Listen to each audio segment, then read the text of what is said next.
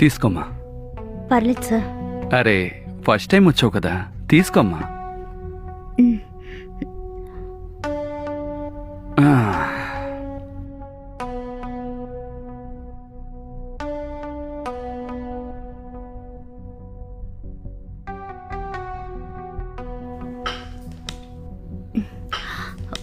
ఇప్పుడు చెప్పమ్మా, సర్టిఫికెట్లు తీసుకొచ్చావా?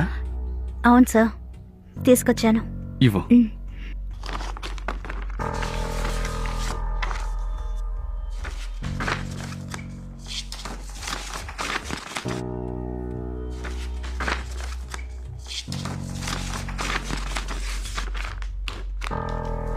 ఇదిగో.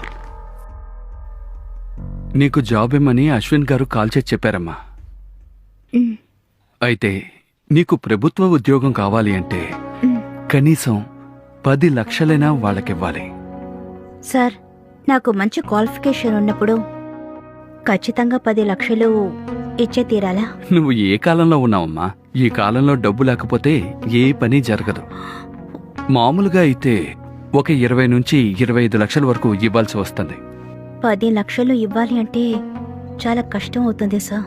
ఏమ్మా, ఇప్పుడు 10 లక్షల రూపాయలు ఉద్యోగంలో కట్టి చేరితే నీకు నెలకు 50,000 రూపాయల జీతం వస్తుంది. 2 సంవత్సరాల్లో మీరిచ్చిన డబ్బులు మీకు తిరిగి వస్తుంది. తర్వాత మీరు రిటైర్ అయ్యేంత వరకు మీకు జీతం వస్తూ ఉంటుంది కదా. అవును సార్, కానీ అంత డబ్బులు ఇప్పుడు ఇవ్వాలంటే నాకు చాలా కష్టం అవుతుంది. చూడమ్మా, నీకు తెలిసిన బంధువులు ఎవరైనా ఉంటే వాళ్ళ దగ్గర డబ్బులు అడుగు.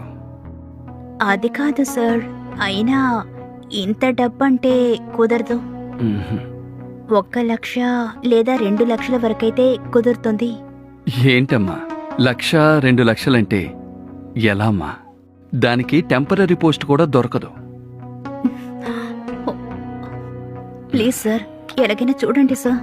మీరు మనసు పెడితే జరుగుతుంది. సర్లే, చూస్తాను, ఆగు.